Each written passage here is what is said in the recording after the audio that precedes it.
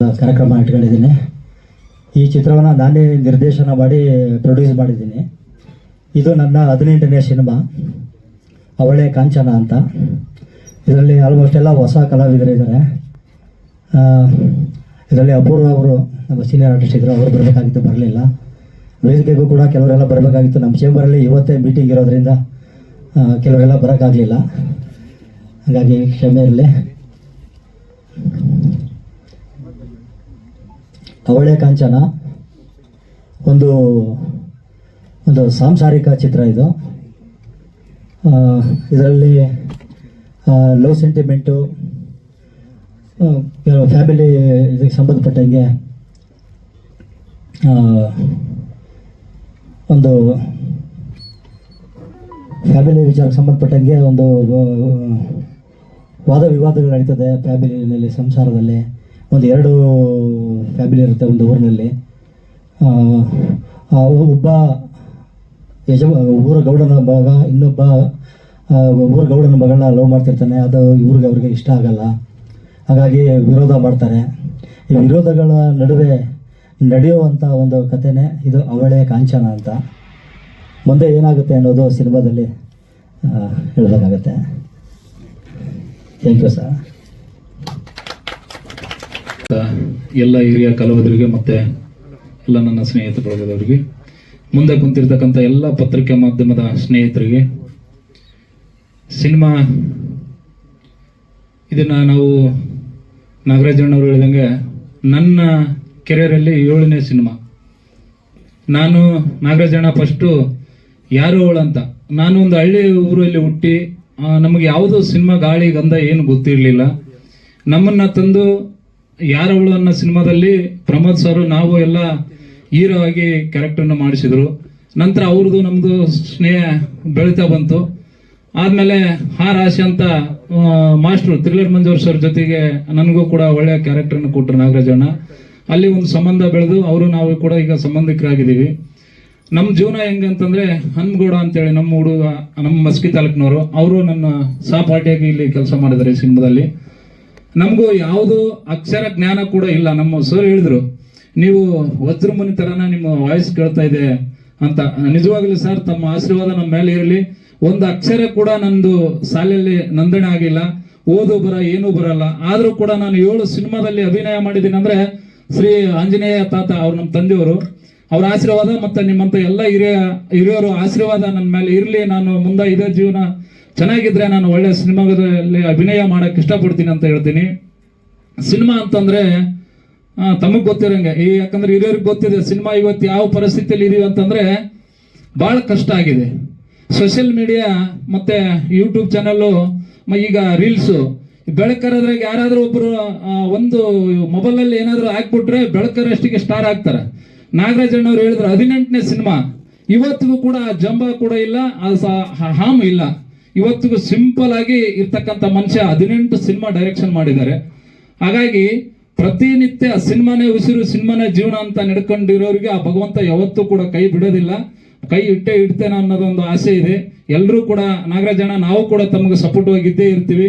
ಸಿನಿಮಾಕ್ಕೆ ಒಳ್ಳೇದಾಗಲಿ, ಮುಂದೆ ಯಶಸ್ವಿ ಕಾಣಲಿ, ಹಲವಾರು ಸಿನಿಮಾ ಮಾಡೋಂಥ ಅವಕಾಶ ನಿಮಗೆ ಬರಲಿ ಅಂತೇಳಿ ಮಾತಾಡಲು ಈಗ ಅವಕಾಶ ಮಾಡಿಕೊಡ್ತಾ ತಮ್ಮೆಲ್ಲರಿಗೂ ಹೊಂದಿಸಿ ನನ್ನ ಮಾತು ಮುಗಿಸ್ತೀನಿ. ಏನಾದರೂ ತಪ್ಪು ಮಾತಾಡಿದ್ರೆ ಕ್ಷಮೆ ಇರಲಿ ಅಂತೇಳಿ ಹಿರಿಯರಲ್ಲಿ ಕೈ ಮುಗಿದು ಏನಂತ ಮಾಡ್ತೀನಿ. ಎಲ್ಲರಿಗೂ ನಮಸ್ಕಾರ. ನನ್ನ ಹೆಸರು ಜನಾರ್ದನ್ ಅಂತ.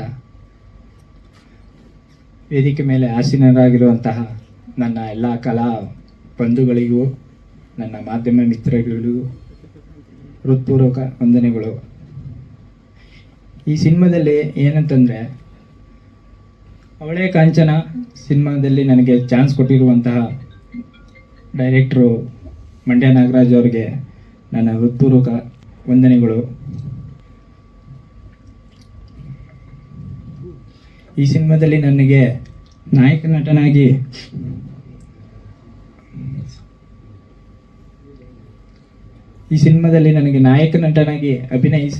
ಅಭಿನಯಿಸುತ್ತಿದ್ದೇನೆ.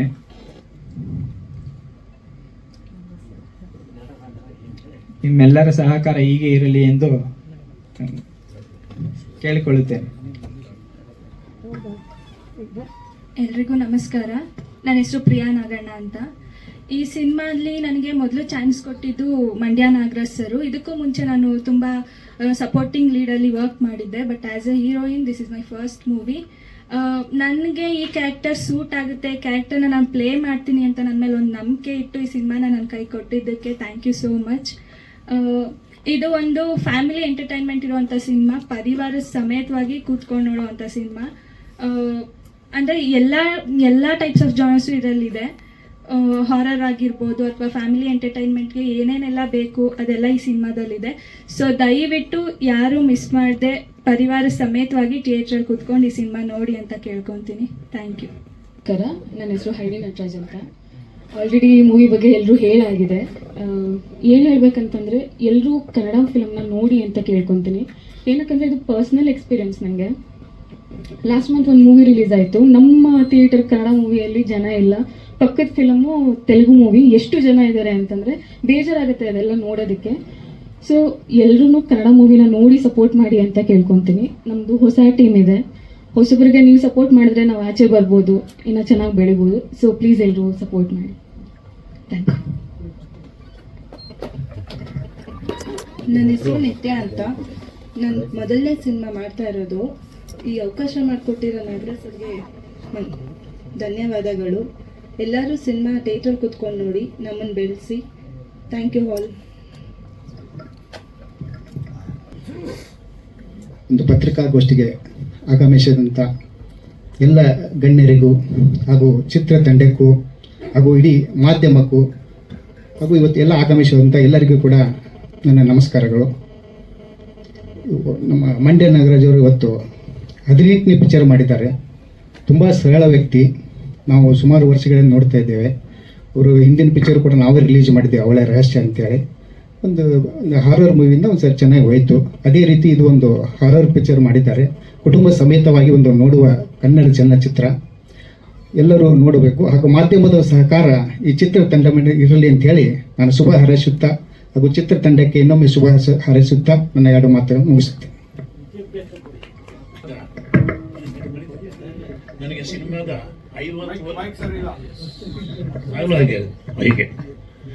ಸಿನಿಮಾದ 50 ವರ್ಷದ ನಂಟಿರುವ ನಾನು, ಆಯ್ತಾ. ಈ ಸಿನಿಮಾ ಒಂದು ಹಾರರು ಮತ್ತು ಎಂಟರ್ಟೈನ್ಮೆಂಟ್ ಥರ ಕಾಣ್ತದೆ. ಅದಾದಮೇಲೆ ಮಂಡ್ಯ ನಾಗರಾಜರ 18ನೇ ಸಿನಿಮಾ. ಅವ್ರು ಮಂಡ್ಯದವರ ಭಾಷೆ ಶೈಲಿಯೇ ಸಿನಿಮಾದ ಚೆನ್ನಾಗಿ ಬಂದಿದೆ ಅಂತ ಕಾಣ್ತದೆ. ಈ ನಿಟ್ಟಿನಲ್ಲಿ ಈ ಸಿನಿಮಾಗೆ ಎಲ್ಲ ರೀತಿಯ ಯಶಸ್ಸು ಸಿಗಲಿ ಅಂತ ಹಾರೈಸ್ತೇನೆ. ಎಲ್ಲ ಮಾಧ್ಯಮ ಮಿತ್ರರಿಗೂ ಹಾಗೂ ವೇದಿಕೆಯಲ್ಲಿ ಆಸೀನರಾದಂಥ ಎಲ್ಲ ಕಾಂಚನ ಚಿತ್ರದ ತಂಡಕ್ಕೂ, ಹಾಗೆ ನಮ್ಮ ಜೊತೆ ಇವತ್ತು ತುಂಬ ಖುಷಿ ಏನು ಅಂದರೆ ಹಿರಿಯ ಪತ್ರಕರ್ತರ ಜೊತೆ ಕೂತ್ಕೊಂಡಿದ್ವಿ. ಪಕ್ಕದಲ್ಲಿ ಹಿರಿಯ ನಿರ್ಮಾಪಕರು ಶಿಲ್ಪಶ್ರೀನ ಕೂತ್ಕೊಂಡಿದ್ದಾರೆ. ಎಲ್ಲರ ಜೊತೆ ನಾವು ವೇದಿಕೆಯನ್ನು ಹಂಚಿಕೊಂಡಿದ್ವಿ. ತುಂಬ ಸಂತೋಷ ಆಗ್ತಿದೆ. ನನಗೆ ಮಂಡ್ಯ ನಾಗರಾಜ್ ಅವರು ನೆನಪಾಗೋದು ಒಂದು 35 ಇಯರ್ಸ್ ಹಿಂದೆ ಕತೆ. ಅದು ಅವರು ನಮ್ಮೂರ ರಾಮಾಯಣ ಸಿನಿಮಾ ಮಾಡುವ ಸಂದರ್ಭ. ಸಂತೋಷ್ ಹೋಟ್ಲ್ ಕೆಳಗೆ ಅವರೊಂದು ಯೂನಿಟ್ ಇಟ್ಕೊಂಡು ಸಿನಿಮಾಕ್ಕೆ ಅವಾಗ ಆ ಸಂದರ್ಭದಲ್ಲಿ ಮಂಡ್ಯದಿಂದ ಬಂದು ಸಿನಿಮಾನೇ ಜೀವನ ಅಂತ ಆವತ್ತಿನಿಂದ ಇವತ್ತಿನವರೆಗೆ ಮಂಡ್ಯ ನಾಗರಾಜ್ ನಾನು ಏನು ನೋಡ್ತಾ ಇದ್ದೀನಿ, ಒಂದು ಚೂರು ಬದಲಾವಣೆ ಇಲ್ಲ. ಅವರ ವ್ಯಕ್ತಿತ್ವದಲ್ಲೂ ಇಲ್ಲ, ಅವರ ಬಾಡಿಯಲ್ಲೂ ಇಲ್ಲ, ಆಮೇಲೆ ಜೇಬಲ್ಲೂ ಇಲ್ಲ, ಎಲ್ಲೂ ಇಲ್ಲ. ಆದರೆ ಆವತ್ತಿಂದ ಇವತ್ತಿನವರೆಗೂ ಅವ್ರು ನೋಡುವಾಗ ನನಗೊಂದು ಖುಷಿ ಆಗೋದು ಏನಂದರೆ, ಸಿನಿಮಾ ಓಡುತ್ತೋ ಬಿಡುತ್ತೋ, ಜನರು ಗೆಲ್ಲಿಸ್ತಾರೋ ಇಲ್ವೋ ಅದು ಗೊತ್ತಿಲ್ಲ ಅವರಿಗೆ. ಬಟ್ ನಾನು ನಿರಂತರವಾಗಿ ಸಿನಿಮಾವನ್ನು ಮಾಡಬೇಕು ಅಂತ ಹಠ ತೊಟ್ಟು ಸಿನಿಮಾ ಮಾಡ್ತಾರಲ್ಲ, ಅದಕ್ಕೆ ನಾವು ಅವ್ರನ್ನ ಅಭಿನಂದಿಸಲೇಬೇಕು. ಆಮೇಲೆ ಸಿನಿಮಾ ಯಾವುದೇ ಸ್ವಾರ್ಥ ಇಲ್ಲದೆ, ಅಂದರೆ ಕೆಲವರು ಸಿನಿಮಾ ಒಂದೊಂದು ಉದ್ದೇಶಕ್ಕೋಸ್ಕರ ಮಾಡ್ತಾರೆ. ಅವರ 40 ವರ್ಷ ಜರ್ನಿ ಅಂತ ಅನ್ಕೋತೀನಿ ನಾನು. ಸಿನಿಮಾದು ಜಾಸ್ತಿನೇ ಆಗಿದೆ, 18 ಸಿನಿಮಾ ಮಾಡಿದ್ದಾರೆ. ಬಟ್ ಒಂದಲ್ಲ ಒಂದು ಸಿನಿಮಾವನ್ನು ಅವ್ರು ಮಾಡ್ಕೊಂಡು ಹೋಗುವಾಗ ಸಿನಿಮಾದಲ್ಲಿ ಏನಾದರೂ ಪ್ರತಿಫಲ ಸಿಗಲೇಬೇಕು. ಪ್ರತಿಫಲ ಸಿಗುವಾಗ ಆಗಬೇಕಾದ್ರೆ ಪ್ರೇಕ್ಷಕರು ಸಿನಿಮಾವನ್ನು ನೋಡಬೇಕು, ಸಿನಿಮಾವನ್ನು ಗೆಲ್ಲಿಸಬೇಕು. ಆವಾಗ ಮಂಡ್ಯ ನಾಗರಾಜ್ ಅವರು ಎಷ್ಟೇ ಯಶಸ್ಸು ಸಿಕ್ಕಿದ್ರು ಕೂಡ ವ್ಯಕ್ತಿತ್ವ ಬದಲಾಗಲ್ಲ ಅವ್ರದ್ದು, ಹೀಗೇನೆ ಇರ್ತಾರೆ. ಆದರೆ ಒಳ್ಳೆ ಸಿನಿಮಾಗಳು ಇನ್ನಷ್ಟು ಬರುತ್ತೆ ಅನ್ನೋ ಒಂದು ಅಭಿಪ್ರಾಯ ನಂದು. ಹಾಗೆ ನನಗೆ ಇವತ್ತು ಸಿನಿಮಾ ಟೈಟಲ್ ನೋಡಿದಾಗ ನನಗೆ ಅನಿಸಿದ್ದು, ಶಂಕರ್ ನಾಗ್ ಸರ್ ಅಭಿನಯ ಮಾಡಿದಂಥ CB ಶಂಕರು ನಾವು ಪ್ರಾರಂಭದಲ್ಲಿ ಹೆಜ್ಜೆ ಇಟ್ಟ ಆ ಸಿನಿಮಾ, ಅದು ಕಾಂಚನ ಸಾಂಗ್ ನನಗೆ ನೆನಪಾಗ್ತಾ ಇದೆ. ಒಂದು ಅವಳೇ ಕಾಂಚನ ಸಿನಿಮಾ ಟೈಟಲ್ ಅಂತೂ ತುಂಬ ಚೆನ್ನಾಗಿದೆ. ಅದರ ಜೊತೆಗೆ ಫ್ಯಾಮಿಲಿ ಸೆಂಟಿಮೆಂಟ್ ಹೇಳಿದ್ದಾರೆ. ಫ್ಯಾಮಿಲಿ ಸೆಂಟಿಮೆಂಟ್ ಜೊತೆ ಹಾರರ್ ಟಚ್ನೂ ಇಟ್ಕೊಂಡಿದ್ದಾರೆ. ಅದ್ರ ಜೊತೆಗೆ ಹೊಸ ಪ್ರತಿಭೆಗಳಿಗೆ ಅವಕಾಶ ಕೊಟ್ಟಿದ್ದಾರೆ. ಅವ್ರ ಜೊತೆ ಇರುವಂಥ ಒಂದು 3-4 ಜನ ಓಲ್ಡ್ ಆರ್ಟಿಸ್ಟ್ಗಳನ್ನ ಬಿಟ್ಟರೆ ಬಾಕಿ ಹೊಸ ಕಲಾವಿದರನ್ನ ಹಾಕ್ಕೊಂಡು ಸಿನಿಮಾ ಮಾಡಿದ್ದಾರೆ. ಅದರಿಂದ ಮಂಡ್ಯ ನಾಗರಾಜ್ ಅವರು ನಮ್ಮ ಕರ್ನಾಟಕ ಚಲನಚಿತ್ರ ನಿರ್ದೇಶಕರ ಸಂಘದ ಉಪಸಮಿತಿ ಸದಸ್ಯರೂ ಕೂಡ ಹೌದು. ಆದ್ದರಿಂದ ಅವರು ಮಾಡುವಂಥ ಈ ಸಿನಿಮಾಕ್ಕೆ ಎಲ್ಲ ಮಾಧ್ಯಮ ಮಿತ್ರರಿಂದ ಹಾಗೂ ಎಲ್ಲ ಪ್ರೇಕ್ಷಕರಿಂದ ಅವರಿಗೆ ಸಪೋರ್ಟ್ ಸಿಗಬೇಕು. ಅವರ ಸಿನಿಮಾಕ್ಕೆ ಯಶಸ್ವಿ ಆಗಲಿ ಅಂತ ಹೇಳ್ತಾ, ಹಾಗೆ ಅವರ ಚಿತ್ರತಂಡಕ್ಕೂ ಶುಭವಾಗಲಿ ಅಂತ ಹಾರೈಸ್ತಾ ನನ್ನ ಮಾತನ್ನು ಮುಗಿಸ್ತೀನಿ. ನಮಸ್ಕಾರ. ನಮ್ಮ ಮಂಡ್ಯ ನಾಗರಾಜು ನಮ್ಗೆ ತುಂಬ ಹಳಬರು. ನಮ್ಮ ಚೇಂಬರಲ್ಲಿ ಏನಿದ್ರು ನಮ್ಮ ಜೊತೆಗಿರ್ತಾರೆ. ಅವರು ಸುಖ ದುಃಖದಲ್ಲಿ ನಾವು ಭಾಗಿಯಾಗಬೇಕು. ಅವಳೇ ಕಾಂಚನ, ಅವ್ರಿಗೆ ಕಾಂಚನ ಚೆನ್ನಾಗಿ ಅರ್ದು ಬರಲಿ. 18 ಸಿನಿಮಾ ಮಾಡೋದು ಏನು ಸುಮ್ಮನೆ ಅಲ್ಲ. 180 ಮದುವೆ ಮಾಡ್ದಂಗೆ 18 ಸಿನಿಮಾ ಮಾಡಿದ್ದಾರೆ. ಒಂದು ಸಿನಿಮಾ ಒಂದು 10-15 ಮದುವೆ ಮಾಡ್ದಂಗೆ ಇರುತ್ತೆ. ಆ ಥರ ಜನಕ್ಕೆ ಊಟ, ತಿಂಡಿ, ಕಾಫಿ, ಹೋಗಿ ಬರೋಕ್ಕೆ ದುಡ್ಡು, ಕನ್ವೀನಿಯನ್ಸು, ಅವ್ರ ಬಟ್ಟೆ, ವೇಷಭೂಷಣ, ಮೇಕಪ್ಪು. ಒಂದು ಮದುವೆಯಲ್ಲಿ ಮೇಕಪ್ ಮಾಡೋಕ್ಕೆ ಸುಸ್ತಾಗ್ಬಿಡ್ತೀವಿ ನಾವು, ಮೇಕಪ್ ಕರ್ಕೊಂಬಂದು. ಇವರು ಆ ಥರ 15 ಪಿಕ್ಚರ್ ಮಾಡಿದ್ದಾರೆ. ಅವ್ರಿಗೆ ಕಲಾದೇವಿ ಎಲ್ಲ ಕೌಂಟ್ ಮಾಡಿ ಒಟ್ಟಿಗೆ ಬರ್ತದೆ. ಈಗ ಇಂಡಸ್ಟ್ರಿ ಒಂದು 2-3 ತಿಂಗಳಿಂದ ನಮ್ಮ ಕನ್ನಡ ಚಿತ್ರೋದ್ಯಮಕ್ಕೆ ಒಂದು ಸ್ವಲ್ಪ ಏನೋ ಒಂದು ಅಂಶ ಬಂದಿದೆ. ತಿರ್ಗಿ ಇದು ಆವಾಗವಾಗ ಮಾಮೂಲು. ನಾನು 76ನೇ ಇಸ್ವಿಯಿಂದ ಇಂಡಸ್ಟ್ರಿಲಿದ್ದೀನಿ. ಈ ಥರ ಆಗುತ್ತೆ ಆವಾಗವಾಗ, ಈ ಕೊರೋನಾ ಅವೆಲ್ಲ ಬಂದಂಗೆ. ಬಟ್ ನಾವು ಭರವಸೆ ಕಳ್ಕೊಂಡಿರ, ವೆಯ್ಟ್ ಮಾಡಿ. ಈಗ ನೋಡಿ, ನಮ್ಮ ಕಾಲದಲ್ಲಿ ಬರೀ ಥಿಯೇಟ್ರಲ್ಲೇ ದುಡ್ಡು ಬರ್ತಾ ಇತ್ತು. ನಾವು ಥಿಯೇಟ್ರನ್ನೇ ದೇವಸ್ಥಾನ ಅಂತ ಥಿಯೇಟ್ರ್ ಕೈ ಮುಗಿತಾ ಇದ್ರಿ. ಎಲ್ಲಪ್ಪ ದೇವಸ್ಥಾನ ಕಾಣ್ತಾ ಇಲ್ಲ ಅಂದರೆ, ಇಲ್ಲಪ್ಪ ಥಿಯೇಟ್ರ್ ದೇವಸ್ಥಾನ, ನಾವು ಸಿನಿಮಾದವರು ಅಂತ ಇದ್ರಿ. ಆಮೇಲೆ ಹಂಗೆ ಆಡಿಯೋ ಶುರುವಾಯಿತು. ಆಡಿಯೋ ಸ್ವಲ್ಪ ದುಡ್ಡು ಬಂತು. ಆಮೇಲೆ ಟಿವಿಗೆ ಹಾಕೋದು, ಟಿವಿ ಬಂತು. ಆಮೇಲೆ ಅದಕ್ಕೆ ಅದು ಇದರಲ್ಲಿ ಹಾಕೋರು ಮಧ್ಯದಲ್ಲಿ ಡೆಲ್ಲಿಲಿ. ಆವಾಗ ಸ್ವಲ್ಪ ದುಡ್ಡು ಬರೋಕ್ಕೆ ಶುರುವಾಯಿತು. ಆಮೇಲೆ ವಿಡಿಯೋದು ಅವೆಲ್ಲ ಈ ಥರ ಒಂದೊಂದೇ ಬಂತು. ಆಮೇಲೆ ಈಗ ನೋಡ್ತೀರಿ, ಆ ಸ್ಯಾಟ್ಲೈಟು, ಮೊಬೈಲು, OTT ಬೇಜಾನ್ ದುಡ್ಡು ಬರ್ತದೆ. ಬಟ್ ಆಗ ನಾವೆಲ್ಲ ಕಳ್ಕೊಂಬಿಟ್ರಿ, ಆ ರೈಟ್ಸ್ ಎಲ್ಲ ಕೊಟ್ಬಿಟ್ಟಿದ್ರಿ. ಅದಕ್ಕೆ ಪ್ರೊಡ್ಯೂಸರ್ಸ್ಗೆ ಒಂದು ಕಿವಿ ಮಾತು ಏನು ಹೇಳ್ತೀನಿ ಅಂದರೆ, ಒಂದೊಂದೇ ಕೊಡಿ, ಒಂದೊಂದು ಇಟ್ಕೊಂಡಿರಿ, ಒಂದು ಲಾಕ್ ಮಾಡ್ಕೊಳ್ಳಿ. ಆವಾಗ ಏನು ಬರುತ್ತೆ ಹೇಳೋಕ್ಕಾಗಲ್ಲ. ಆಮೇಲೆ ಇದು ಟೆಂಪ್ರರಿ, ಇದು ಎಲ್ಲ ಪಿಕ್ಚರ್ಗಳು ನೋಡಿ. ಆ ಕಾಲದಲ್ಲಿ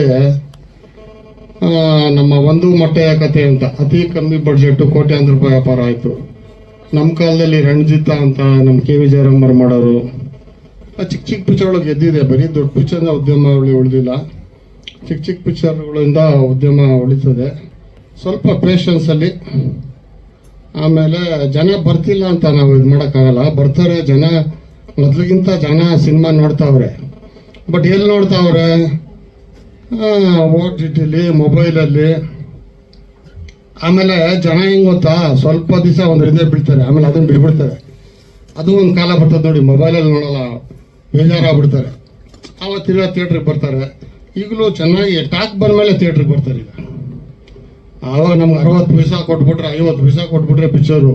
ಇವತ್ತು 500 ರೂಪಾಯಿ ಬೇಕು ಒಂದು ಪಿಕ್ಚರ್ಗೆ. ಹಂಗೆ ಎಲ್ಲ ಕಾಲ ಬರ್ತದೆ. ನಮ್ಮ ನಾಗರಾಜ್ಗೆ ಒಳ್ಳೇದಾಗಲಿ.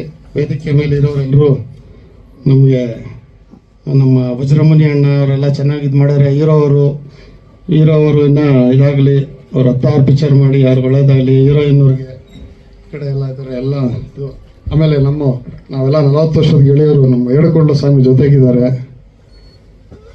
ಒಂದು ಬಲ ನಮಗೆ. ಇವರೆಲ್ಲ ನಾವೆಲ್ಲ ಆ ಕಾಲದಲ್ಲೆಲ್ಲ ಒಂದು 50 ಪೈಸೆ ಟಿಕೆಟ್ ಅವರು. ನಮ್ಮ ಪ್ರಿಂಟ್ ಕಾಲ ಆಯಿತು. ಅವಾಗ ಒಂದು ಪ್ರಿಂಟು ಓಡಿಸ್ಬಿಡ್ತಾ ಇದ್ರಿ, ಒಂದು 50-60 ಥಿಯೇಟ್ರ್ ಓಡೋದು. ಓಡಿ ಸಾಂಗ್ ಯಾವುದೋ ಒಂದು ಕಟ್ಟಾಗ್ಬಿಡೋದು. ಆ ಸಾಂಗ್ ಎತ್ತಿಕ್ಬಿಟ್ಟು 50 ಪೈಸೆ ಅಲ್ಲ 40 ಪೈಸೆ ಆ ಸಾಂಗ್ ಇಲ್ಲ ಅಂತ ಹೇಳಾಗ್ತಾ ಇದ್ರಿ. ಇವಾಗ ಅದು ದುಡ್ಡುಗಳಿಗೆ ಬಂದ್ಬಿಟ್ಟಿದೆ. ಬಟ್ ಸಿನಿಮಾಗೆ ಸಾವಿಲ್ಲ. ಸಿನಿಮಾ ಬೇಕೇ ಬೇಕು ಮನುಷ್ಯನಿಗೆ. ಅತಿ ಕಮ್ಮಿ ಟೈಮಲ್ಲಿ, ಕಮ್ಮಿ ದುಡ್ಡಲ್ಲಿ ರಿಲೀಫ್ ಕೊಡೋದು ಸಿನಿಮಾನೇ. ತಿರ್ಗಾ ಎದ್ದಾಡ್ತದೆ, ಏನದು ಮೈ ಕೊಡೋಕೊಂಡು ಬರ್ತದೆ. ನಾವು ವೆಯ್ಟ್ ಮಾಡೋಣ. ಬಟ್ ನಮ್ಮ ಪ್ರಯತ್ನ ನಾವು ಮಾಡೋಣ. ಇದಕ್ಕೆ ಸಾಕ್ಷಿ ಸುಮಾರು ಜನ. ಎಕ್ಸಾಂಪಲ್ ನಮ್ಮ ದ್ವಾರಕೀಶ್ ಅವರು 19 ವರ್ಷ ಅವ್ರಿಗೆ ಯಾವ ಪಿಕ್ಚರು ಕೈ ಹಿಡಿಲಿಲ್ಲ. ನಾನು ಮಡ್ರಾಸಿಂದ ಬಂದರೆ ಇಲ್ಲಿ ಸುಬ್ರಹ್ಮಣ್ಯ ನಗರ ಇರೋರು ಕರ್ಕೊಂಬಂದು ಬಿಡ್ತಾ ಇದ್ದೆ. ಲವ್ ಬಾರು ಟ್ರೈನಲ್ಲಿ ಬರ್ತದೆ ದುಡ್ಡು ಅನ್ನೋರು. ಅಯ್ಯೋ ಬಾಣ ನೀನು ಆಟಕ್ಕೆ ದುಡ್ಡು ಇಲ್ಲ, ನೀನು ಒಳ್ಳೆ ಪಾಟಿಗೆ ಇದು ಮಾಡ್ತೀವಿ ಅಂತ ನಾನು ಬೈಕೊಂಬತ್ತಾ ಇದ್ದೆ. ಏನೋ ಗುಣಗ್ತೀಯ ಅನ್ನೋರು. ನೋಡು ಟ್ರೈನಲ್ಲಿ ಬರ್ತದೆ ಅನ್ನೋರು. ಆಯ್ತಣ್ಣ ಬಾಣ ಅಂತ ಇದೆ. ಹಂಗೆ ಆಪ್ತಮಿತ್ರ ಬಂತು, ಎಲ್ಲ ಡಿಸ್ಟ್ರಿಬ್ಯೂಟ್ರು ಅಡ್ವಾನ್ಸ್ ಕೊಟ್ಟು ಯಾರು ತೊಗೊಳ್ಳಿಲ್ಲ. ಫಸ್ಟ್ ದಿವಸ ನೋಡಿದ್ರೆ ಕಲೆಕ್ಷನ್ನೇ ಇಲ್ಲ, 2ನೇ ದಿವಸ ಜನ ಇಲ್ಲ, 3ನೇ ದಿವಸ ಜನ ಇಲ್ಲ. ಮಂಗಳವಾರ ನೋಡ್ತೀರಿ ಎಲ್ಲ ಕಡೆ ಫುಲ್ಲು, 2ನೇ ವಾರ ಫುಲ್ಲು. ಒಂದು ವರ್ಷ ಹೋಯ್ತು, 45 ಕೋಟಿ ಬಂತು. ಹೇಳಲಿಲ್ಲೇನು ಟ್ರೈನಲ್ಲಿ ಬರ್ತದೆ ಅಂತ. 45 ಕೋಟಿ ಹೆಂಗೆ ಮಗ ಎಣ್ಸಕ್ಕೆ ಬರ್ತದೇನೋ, ಮಿಷಿನ್ ಸಾಲಲ್ಲ ಕಣೋ ಅನ್ನೋರು. ಹಂಗೆ ಎಲ್ಲ ನೋಡಿದ್ದೀರಿ ಈ ಸಿನಿಮಾ ರಂಗದಲ್ಲಿ. ಅಂದರೆ ಕತ್ಲಾದ್ಮೇಲೆ ಬೆಳಕು ಬಂದಂಗೆ ಎಲ್ಲದಕ್ಕೂ ಆ ಥರ ಬರ್ತದೆ. ಸಿನಿಮಾ ಮೈ ಕೊಡ್ಕೊಂಡು ನಿಲ್ತದೆ. 18 ಸಿನಿಮಾ ಮಾಡಿ ನಾಗರಾಜ್ ಅವ್ರಿಗೆ ನಾವು ಅವ್ರಿಗೆಲ್ಲ ಒಂದು ಇದು ಮಾಡಬೇಕು. ಈಗ ನಮ್ಮ ಚೇಂಬರಲ್ಲಿ ಹಲವಾರು ಇದು ಮಾಡ್ಕೊಂಡು ಈ ವರ್ಷ ಇದು ಮಾಡ್ತಾ ಇದ್ದೀರಿ. ಸಾಧಕರಿಗೆಲ್ಲ ಒಂದೊಂದು ಗುರುತಿಸಿ ಅವ್ರಿಗೆ ಒಂದು ಪ್ರೋತ್ಸಾಹ ಕೊಟ್ಟಾಗ ಇನ್ನೂ ಒಂದು 10-15 ಪಿಕ್ಚರ್ ಮಾಡೋ ಉತ್ಸಾಹ ಸಿಗ್ತದೆ, ಉದ್ಯಮ ಉಳಿತದೆ, 100 ಜನ ಊಟ ಮಾಡ್ತಾರೆ, ಇಂಡಸ್ಟ್ರಿ ಬೆಳೀತದೆ. ನೋಡಿ ಮೊನ್ನೆ ನಮ್ಮ ವಿಧಾನಸೌಧದಲ್ಲಿ ಫಂಕ್ಷನ್ ಆದಾಗ ಇವರು ಹೇಳಿದ್ರು, ನಮ್ಮ ಮಾನ್ಯ ಉಪಮಂತ್ರಿಗಳು, 18% ನಮ್ಮ ರಾಷ್ಟ್ರದಲ್ಲಿ ಜನಸಂಖ್ಯೆ ಸಿನಿಮಾ ಮೇಲೆ ಡಿಪೆಂಡ್ ಆಗಿದ್ದಾರೆ, ಅದರಿಂದ ಊಟ ಮಾಡ್ತಾ ಇದ್ದಾರೆ. 100ಕ್ಕೆ 18 ಜನ ಅಂದರೆ ನಾವು ಎಷ್ಟು ಪಾರ್ಟ್ ಲೆಕ್ಕ ಹಾಕೊಳ್ಳಿ, ಕಾಲು ಪಾರ್ಟಲ್ಲಿ ಅಂದರೆ ನಮ್ಮದು ಇದಿದೆ ಸಿನಿಮಾಗೆ. ನಾವು ಅದನ್ನು ಗುರುತಿಸ್ಕೊಂಡು ಅದನ್ನು ಬೆಳಗಿಸಿ ಸಹಕಾರ ಕೊಡಬೇಕು. ಆಮೇಲೆ ಫಸ್ಟ್ ಒಂದು ಏನಂದರೆ, ನಾವು ಸಿನಿಮಾ ಬಿಟ್ಕೊಡ್ಬಾರ್ದು. ನಾವು ಸಿನಿಮಾ ಒಂದು ಜಾತಿ, ರಾಜ್ಕುಮಾರ್ ಅವ್ರು ಹೇಳ್ತಾ ಇದ್ರು ನಮ್ಮ ಅಣ್ಣವರು, ಒಂದು ಜಾತಿ ಒಂದು ಗಡ್ಡೇರು ನಾವು ಅಂತ ಸಿನಿಮಾದವರು. ಹಂಗೆ ನಮ್ಮಲ್ಲಿ ಸ್ವಲ್ಪ ಒಗ್ಗಟ್ಟಿದ್ದು. ಈಗ ಮೊನ್ನೆ ನಾವು ಚರ್ಚೆ ಎಲ್ಲ ಮಾಡಿದ್ವಿ, ಎಲ್ಲ ಪ್ರೊಡ್ಯೂಸರ್ಸ್ ಕರೆದು, ಈಗ ನೆಕ್ಸ್ಟ್ ಡಿಸ್ಟ್ರಿಬ್ಯೂಟ್ರು, ಎಕ್ಸಿಬಿಟ್ರು, ಟೆಕ್ನಿಷಿಯನ್ಸ್ ಕರೆದು ಚರ್ಚೆ ಮಾಡ್ತೀರಿ. ಉದ್ಯಮನ ಮೇಲೆತ್ತಕ್ಕೆ ಇದು ಮಾಡ್ತೀರಿ, ಬಟ್ ಜೊತೆಗೆ ಎಲ್ಲರೂ ಸಹಕಾರ ಕೊಟ್ಟು ಇದು ಟೈಮ್ ಹಿಂಗಿದೆ ನೋಡಿ. ಈಗ ಎದ್ಬಿಡ್ತದೆ. ಈಗ ಮುಸ್ಲಿಮ್ಸ್ ಹಬ್ಬ ಆದಟ್ಟಿಗೆ ಕಲೆಕ್ಷನ್ ಶುರು ಆಗ್ಬಿಡ್ತದೆ. ಈಗ ಪಿಕ್ಚರ್ಗಳು ಒಳ್ಳೆ ಇದಾಗ್ಬಿಡ್ತದೆ. IPL ಮುಗಿದಟ್ಟಿಗೆ ಭರವಸೆ ಯಾರು ಕಳ್ಕೊಳ್ಳೋದು ಬೇಡ. ತಾಯಿ ಭುವನೇಶ್ವರಿ ಸಿನಿಮಾ ರಂಗ 18%ಇಂದ 50% ತಗೊಂಡೋಗ್ಲಿ ಅಂತ ಕೇಳಿಕೊಂಡು, ನಮ್ಮ ನಾಗರಾಜ್ ಅವ್ರಿಗೆ ಅವಳೇ ಕಾಂಚನ ಸುರಿದಿ ನಾವು ಇನ್ನೂ ಹಲವಾರು ಪಿಕ್ಚರ್ ಮಾಡಿ ಒಳ್ಳೇದಾಗಲಿ. ನನಗೆ ಮಾತಾಡೋಕ್ಕೆ ಅವಕಾಶ ಮಾಡಿಕೊಟ್ಟಿದ್ದಕ್ಕೆ ಇಡೀ ಸಿನಿಮಾ ಉದ್ಯಮ ಪ್ರೊಡ್ಯೂಸರ್ಸ್ಗೆ, FILMಗೆ M ಪ್ರೊಡ್ಯೂಸರ್, M ಇದ್ರೇ FIL ಸೇರ್ಕೊಂಡು ಫಿಲಿಮ್ ಆಗ್ತದೆ. ಎಲ್ಲ ಪ್ರೊಡ್ಯೂಸರ್ಸ್ಗೂ ನಮ್ಮ ಅಣ್ಣ ದ್ವಾರಕೀಶ್ ಅಣ್ಣ ಹೇಳ್ದಂಗೆ ಟ್ರೈನಲ್ಲೇ ಬರಲಿ, ಟ್ರಕ್ಕಲ್ಲಿ, ಕಾರಲ್ಲಿ ಅಂತ ಹೇಳ್ತಾ ಇದ್ರು, ಟ್ರೈನಲ್ಲೇ ಬರಲಿ, ಆ ಥರನೇ ಇರಲಿ, ಅದನ್ನೇ ನೋಡೋಣ, ಆ ಕಾಲ ಬರಲಿ ಅಂತ ಕೇಳ್ಕೊಂಡು. ಬರುತ್ತೆ, ಎಲ್ಲ ಬರಲಿ ಅನ್ನು ಬರುತ್ತೆ, ಭರವಸೆ. ಅಲ್ಲ, ಎಲ್ಲ ಉದ್ಯಮ ಬೆಳೀಲಿ ಫಸ್ಟ್. ನಮ್ಗೆಲ್ಲ ಮಕ್ಕಳೇ, ನಾವು ಸಿನಿಮಾದವರೆಲ್ಲ ಒಂದೇ ಕುಟುಂಬ ಇದ್ದಂಗೆ. ಆಗ್ಲಪ್ಪ ಆಗಲಿ, ಅಯ್ಯೋ ದೇವತೆಗಳು ತಥಾಸ್ತು ಅಂತ ಇರ್ತಾರೆ ಸಾಯಂಕಾಲ ಟೈಮು. ಇಡೀ ಉದ್ಯಮ ಬೆಳೀಲಿ.